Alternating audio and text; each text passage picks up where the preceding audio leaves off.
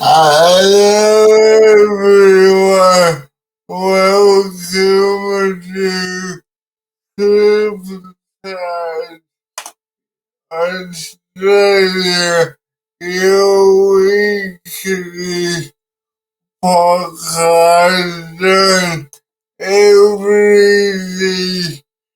disability. Tonight we have a very special guest, Sarah Styles. Hello, Sarah. How are you? Hello, everyone. Hi, Jonathan. I'm good, thanks. Welcome, sir. Thank you for joining us on CripChat. Tell us a bit about yourself and how you first got into a music career. So, Sarah, tell us a bit about yourself and your music career. Yeah, well, so I'm in Queensland and I've always loved music. I used it as my voice probably from age 6. Yeah, just took to the piano straight away and I loved it and singing. As a kid, I always dreamed of having a music career, but I didn't know about my disabilities at the time, and they stopped me from being able to have a career. But then later on, I was able to start really good productions, some giving me and anybody else who struggles to have a career a chance to perform on stage. That's the basics of it. Yeah. Thank you very much for sharing, sir. How has the journey been for you? From when you started in the music industry to now. I guess it's been a really rough journey because there was a lot of things that I didn't understand about myself.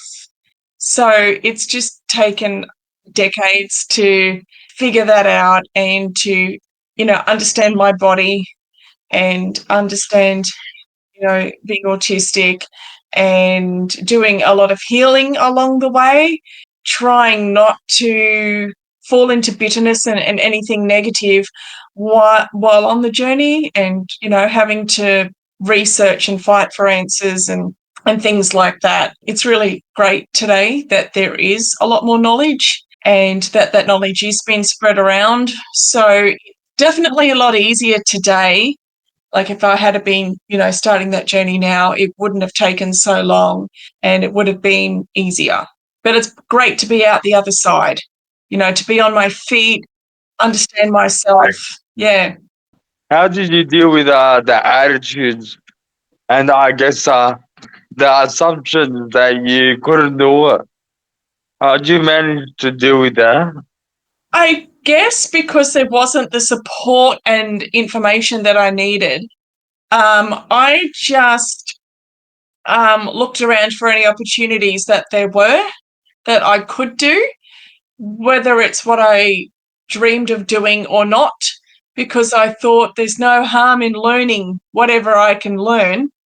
And through doing that, like volunteering in the community and stuff, I met all these really cool people.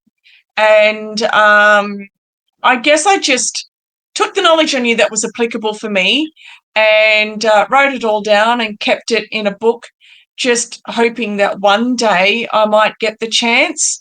And so I think that was really what gave me the opportunity in the end. I have called organisations or emailed them and just said, hey, in regards to this situation, started a discussion with them. There's no point in getting angry or bitter or cynical because that doesn't get you anywhere. Not everyone's willing to have a discussion, so you've just got to, leave them alone and take a break and then try again, later on somewhere else. But a lot of people are willing to have that discussion. And so, yeah, I guess that's what I did, just tried to have discussions. But I always made sure I did it when I was in the right place to do it. Like if you're too sick, too tired, or too stressed from the situation, then you personally aren't up for the discussion either. So yeah, there's a lot of waiting, a lot of waiting, a lot of patience. Yeah. I guess great things take time. You said that you met really cool people. Has that helped you build your confidence to where you are today? I don't think so because their story and journey is very different to mine. I appreciated meeting them for that rare moment of connection. I didn't have the opportunity to connect with people very often. So, I appreciated that moment of connection. But my confidence, I think, has always been in me because I have a kind of don't give up, that kind of grit inside of me, determination. And so it's my determination that has given me the confidence and trusting myself, trusting that, like, I have said yes to doing things. And then as soon as I've said yes, I'm like, oh my gosh, can I pull this off? I've just said yes to whatever was available because nothing much really was. And then I figured out how to do it later. And look, honestly, it's never gone wrong because I believe in myself. And yeah, it just comes from determination, I think, and knowing my worth that, yeah. It's also, that, your determination has, I guess, built your confidence. In terms of supports, are you getting the supports that you need today as opposed to when you started in the music career?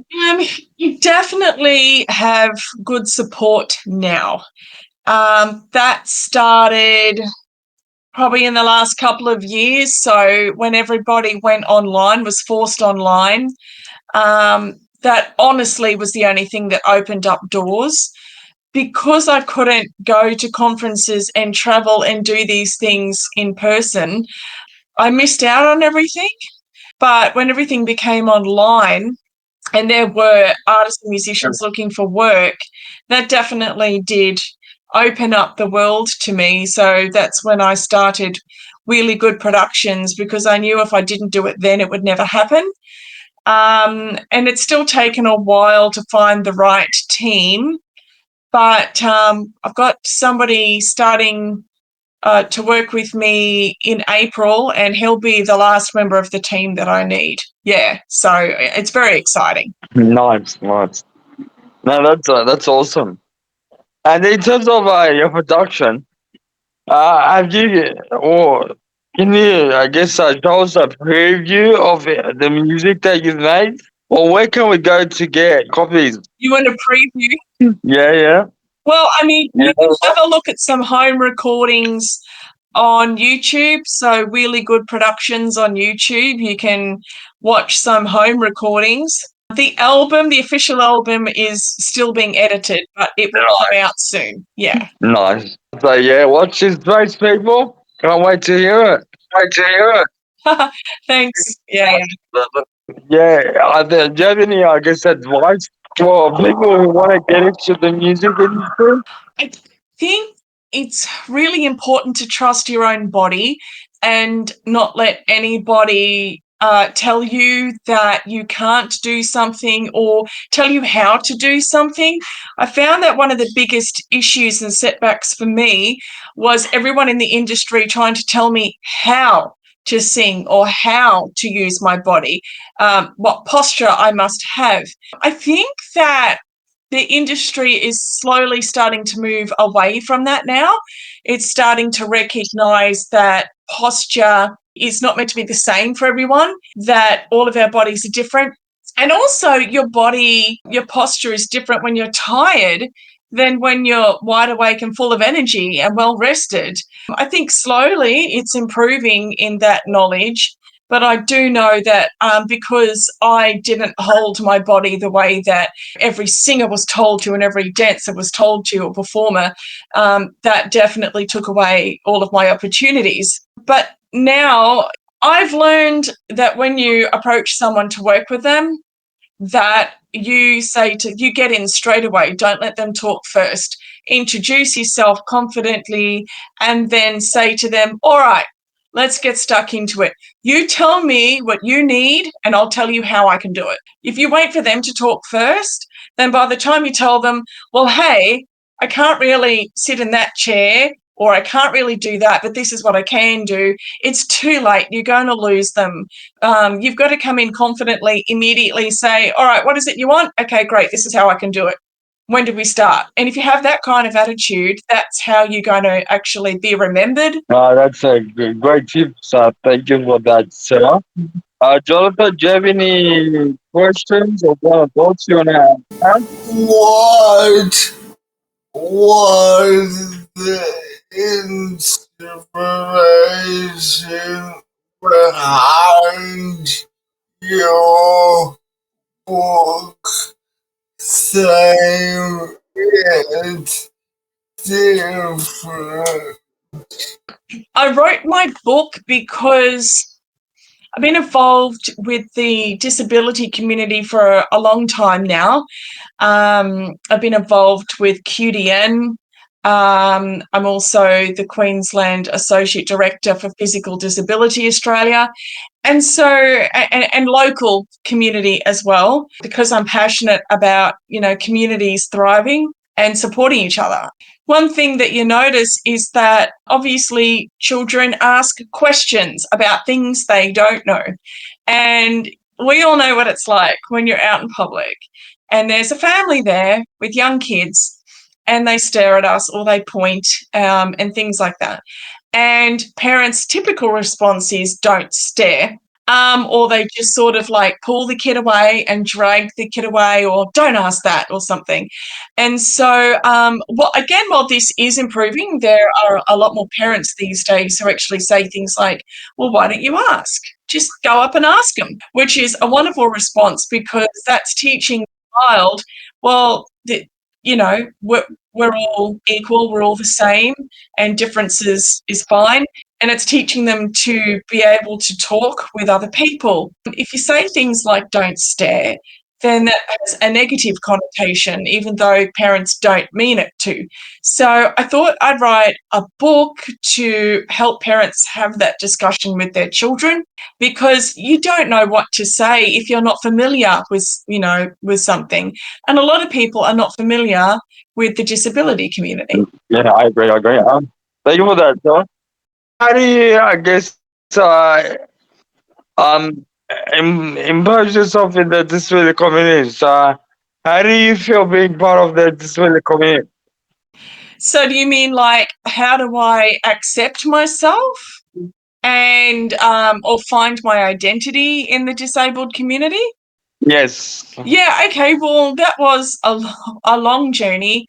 I think once I understood my disabilities, um, that was obviously the starting point. It's really difficult to be able to accept things or know how to work with them and enjoy your life if you don't understand and you lack the knowledge.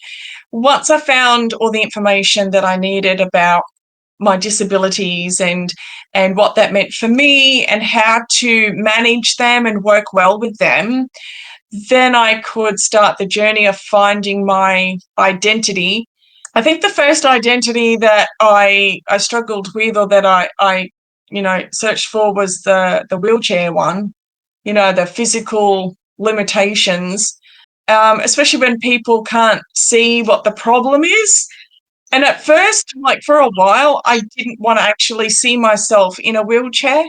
So, like when you're going past glass shop windows and you see your reflection, I would never look. Got to a point where I looked and, it was a bit confrontational, but, at some point you've just got to go, yeah, this is me and this wheelchair is great. It gets me, gives me a life. And I found that as long as I was worried about what people might say when they saw me get up and stand up or walk out of my wheelchair, then people would do that. As soon as you stop being afraid or worried, your vibes change, and then everyone else responds to you according to your vibes. So if you're worried or scared, then they're going to give that back. But if you feel confident in yourself and you're just like, yeah, all right, I need a wheelchair a lot, but I can actually do a bit of walking or whatever, and they pick up on your vibe and they change how they respond to you. So then that was the first one. And then I had to find my identity as somebody who's hard of hearing, and all of the different elements that come with that, because hard of hearing doesn't just mean one thing. And my experience with hearing loss is very different to a lot of other people with hearing loss. So I felt like I was all alone and I didn't have anyone who understood. But just, I started learning Auslan and I joined the deaf community, and it didn't take long then for me to find my identity, because I put myself out there. And then the third identity that I had to find was the autistic one. That was tricky, because that was a lot harder to find correct information. But once I did, again, it's like, oh, I understand myself now. So, yeah. Tell us about Mim and Pip and the disability themes you are trying to impart on children. So, Jonathan, your question, yes. You want to hear about the two characters in my book and the disability themes that I want to pass on.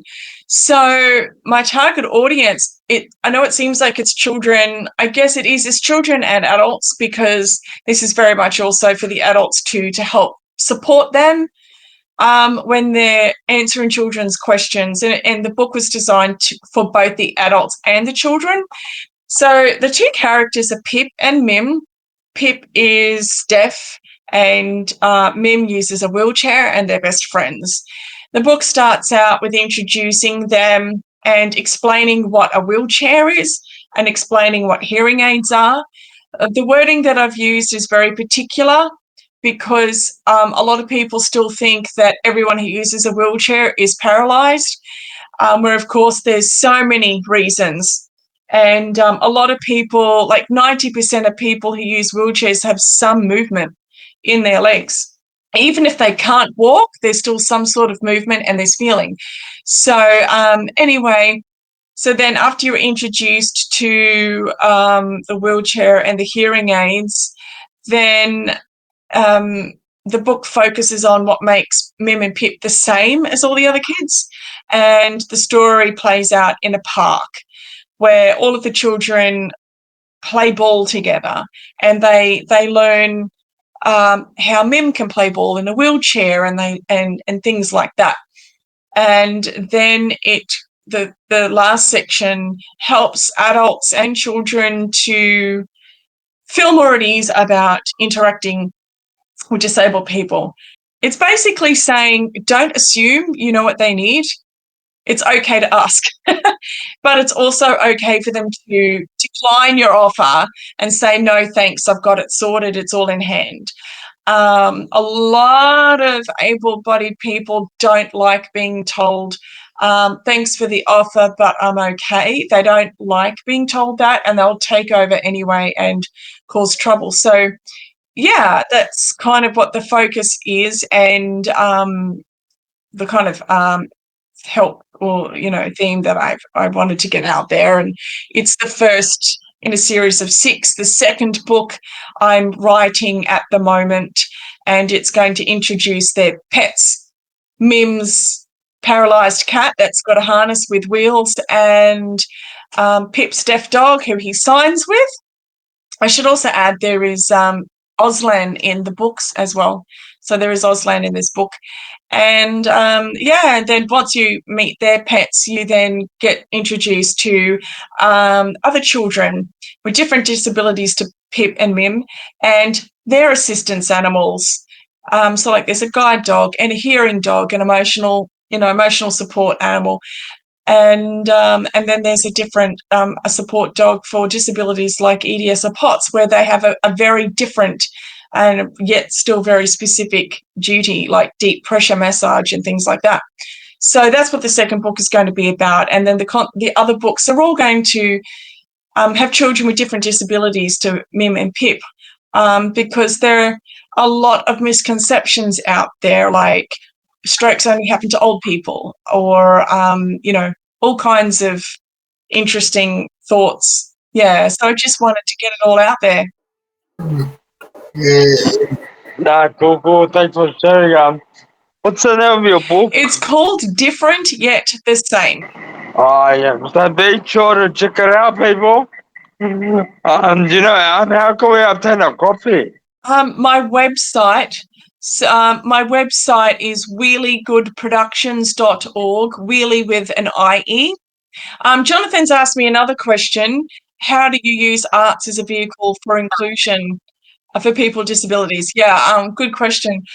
I just looked at what I needed but didn't have.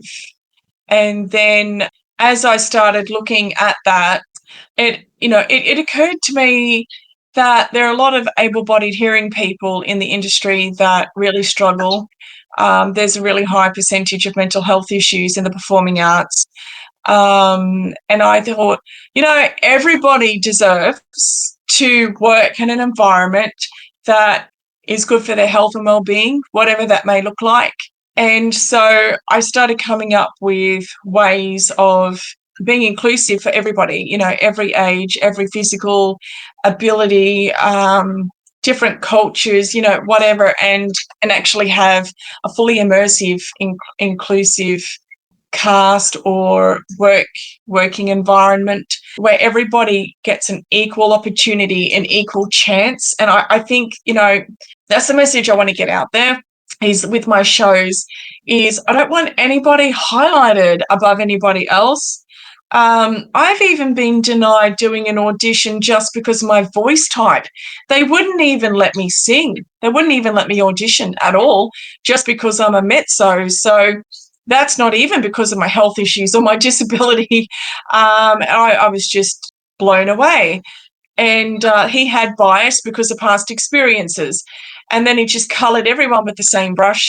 So then actually that particular person, he saw me performing in a concert and he was blown away by my voice and apologised profusely afterwards. And he told me he'd learned his lesson. So that was nice. So I wanted to come up with a different format. Everybody works by the same rules, and I thought we don't have to. I wanted to come up with a different format so that everything that I write, all the musicals and shows that I write, could be easily adapted to whatever cast wants to put it on.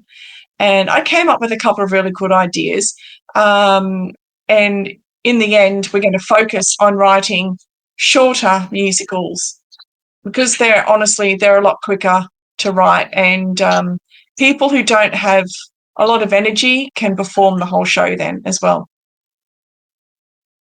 Are you asking me how I cope with the physical and emotional demands? Is that the one? Yes. All right. So that was a tricky one to work out. I realised that I need to have nothing to do with people before and after the show. Part of my condition means that I get a massive adrenaline rush, and this can be, ages before the show even starts. But the problem with that is by the time I'm performing, I have a dump. So I'm really fatigued, I'm weak, I can't even sit up, I can't talk. Not exactly ideal for performing. So if I completely cut myself off from everybody before and after performing, and keep that quiet, that really helps. I never perform alone. I always have at least one other person so that I can actually lie down in between each piano solo or song or whatever I'm doing. The only downside to this is that, I don't like it. It does make me sad But in order to stop that massive adrenaline boost, it means I can't actually enjoy myself. I have to completely deaden everything inside of me. You want to get out there and enjoy yourself and have fun, but that actually causes a flare up. So yeah, but hey, I'm just grateful that I can do it because I still have those memories and I still did it and I still shared my talents. So I kind of enjoy it after the fact, but not so much during. Yeah. I know a lot of people with my condition, they've asked the same thing. I've seen this in the chats, the support groups online. And I said, hey, look, I'm sorry, but this is the only thing I've come up with. And they're like, yeah, I thought that might be the only way to go, but oh well. So would you like me to share some experiences? Yes. Okay. One of the first things that comes to my mind was when I got my wheelchair, I did not have a ramp on my house. So I was doing fundraising, and one of the things I did was hold a concert, and I grabbed a whole heap of people that I know to come and perform. I had written a big, massive piano solo that I can't even really play professionally enough because of my disability, but I played it and I said to the audience, I don't have a title for it. So I brought in a prize and I brought in pens and paper and asked everyone to write down a title. Going through everyone's responses and seeing what the piece of music made them think of was really cool. I came across the best title ever, loved it. So I think that's probably the first thing that comes to my mind. I'm lucky that I got to perform in Les Miserables before I needed the wheelchair and before my eyesight and hearing got worse, because there's no way I could pull that off now. So very fortunate to do that. I'll tell you a funny story. I did sing with the Royal Melbourne Philharmonic Orchestra in 2013. And the MSO were doing a performance of Lord of the Rings at that time with Maestro Ludwig Vicky. He's the one that conducted the music for the films. And when he retired, from movies, he edited all of the music so that the movies could be watched with the music, an orchestra playing the music live. Because when they're doing it for the film, it's not like a live orchestra. There's a lot of bits that they do separately and all kinds of interesting things. So he edited the music so we could do that live to the film. But the thing is that they didn't have the right seats. So technically, if you're sitting for a short time, then the seats sort of tip forward a little bit. And then if you're sitting a long time, it's got to sit more back that way, so that, gravity is not pulling you forward off the seat. Well, with my disability, that amplified the need for correct seating for sitting for 3.5 hours straight, even more. And but they had the wrong seats and they were tilted forward. Now, I've got a weird kind of scoliosis, so my right scapula does stick out. I've got a winged scapula.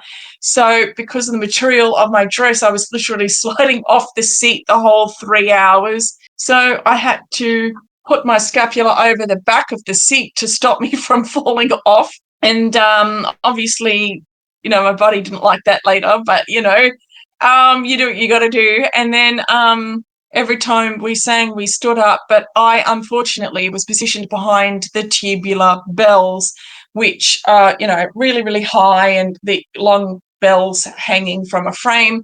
So I kind of had to be all warped and everything to try and see the conductor. But I really loved doing that because film orchestras are quite different to symphonic orchestras. They don't have all of the same instruments. So being able to sit in amongst, behind a Celeste and see how the percussionists made the sound of the orc footsteps when they're marching was so exciting, and to sit right behind that. So it might have taken 6 months for my body to recover, but I would do it all again. because that was an amazing experience. I did manage to get a signature of Maestro Ludwig Vicky, and I thanked him for, traveling the world and doing this and giving people a chance to do shows like that. And I expressed to him my absolute delight in seeing a Celeste in person. I'd learned about them when I was 6 and I never thought I'd get to see one. So he said, "Oh, I'll go up and play it." So I did. I know one piece off by heart. It was perfect for the Celeste even. And there was a whole entourage of people that came up on the stage saying I wasn't allowed to be playing that Maestro had no right to tell me I could because it's not his. So that was fun. Yes. Are there any final thoughts you would like to share with our audience? Well, obviously, I'd like everybody to know that Really Good Productions does exist, that we are writing shows to give access, and it's not just to the disabled actors and the deaf actors and singers. We don't have opportunities. The only opportunities for disabled actors are anyone who's got really good health. So I just, want to let everybody know, I am writing these and I will be selling them so people anywhere can perform them. We're finishing off scripts this year. So next year we'll be ready to perform and sell the rights to these shows. But the other audience that really misses out, I was really fortunate to speak with a group of people at APAX in Cairns last year. So that's the Australian Performing Arts Exchange, where producers and presenters from all over the country meet and people get to present the idea of their show for these presenters and producers and hopefully, get chosen to perform. And I did speak with a lovely group of, actually, they're all disabled, of young people from South Australia. And I was explaining to them that what I wanted to do was write all of these shows and then sell the rights so that everybody had the chance to perform in a way that's good for them. And their leader, their teacher said to me how grateful she was for that, because everyone in the cities assumes that people in rural towns need to be entertained. They don't think about the fact that the rural towns have a lot of talent in them and don't give them the opportunity to actually join in and perform themselves. So I realised that there was a whole other group of people that deserved the opportunity to perform as well. Yeah, so get onto my website and sign up so that I can keep you informed. I'm on YouTube and I'm on Facebook. Just know that I don't work the same as everyone else because I do have chronic illness and disability myself, and I haven't had all of the support that I've needed to work, the way that you need to in order to be seen, etc. But I am there. And I always do updates when there is something to update. I just work a lot slower than everyone else, as I'm sure this audience understands and appreciates. But also, I think really what's important for everyone to remember is that the whole purpose behind the arts seems to have been forgotten in this day and age. And I just want to remind everybody that if you have always wanted to learn music or dance or photography or any type of the arts, then go for it. A lot of people limit themselves because they believe that you should only have lessons or experience it if you're talented. What I'd like to say to that is you, the individual, and your family and friends, none of you know how to recognise potential. So please don't make a decision and limit yourself based on that, because none of you know how to gauge potential and recognise it. And I see this a lot with my students when I'm teaching singing and piano, and I've said to my students, that was fantastic, loved it. That's exactly what we wanted. But they don't understand why I'm saying that, because they've still got so far to go in whatever they're learning. And when I try and explain to them, it's because we're focusing on this one little bit, And with that one little bit, that's exactly what we wanted. And so that's why I'm saying that. And they still feel very much like you can't praise it because we're not finished yet, or I'm not good enough yet, or something. And I find this very sad, and I do find it a bit troubling, because if that's how they feel about learning piano or singing or whatever in the arts, then that's how they see themselves everywhere in life. And to me, that's really sad. So just remember, don't listen to everybody else. Listen to yourself. If you have a burning desire, there is a reason. I have to say 90% of my students in the last 30 years that have come to me is because they've had this burning desire to learn the music, but they didn't know why. And it's through doing some sessions with me and through learning how to use their bodies to express themselves musically that they've discovered that there was some unmet emotional, mental, psychological need that they've had for years. And through learning how to express themselves through music, they've discovered that. And that was the reason they had this burning desire, because their body knew that that was the method that they were going to find healing, or find their autonomy, or find their voice, or find some sort of understanding that they needed. And then they don't have lessons anymore and they go away very happy. Please don't limit yourself because you think or people tell you that you don't have potential or you're not talented. Essentially, talent is potential. Go to somebody who can actually recognize potential and just trust them. And trust yourself, because your body's speaking to you, your spirit's speaking to you, so listen. The other reason that they give is that they're not going to have a career in it or use that talent publicly. And my response to that is, so? It's in the journey. It's in the process of learning a new skill. It's in the process of being vulnerable through the method of arts, whichever art form you choose. You really discover yourself in a way that you never have before. You find freedom in that. So please, again, don't limit yourself because it's just something that you have for you in the privacy of your own home. The arts are necessary for our health and well-being. Very much so. If we go back to the purpose of the arts, that being the purpose, then we'll all be a lot happier and healthier, I think. Thank you, Sarah. You've been watching CripChat weekly podcast on every disability. Join us next week as we talk about more things disability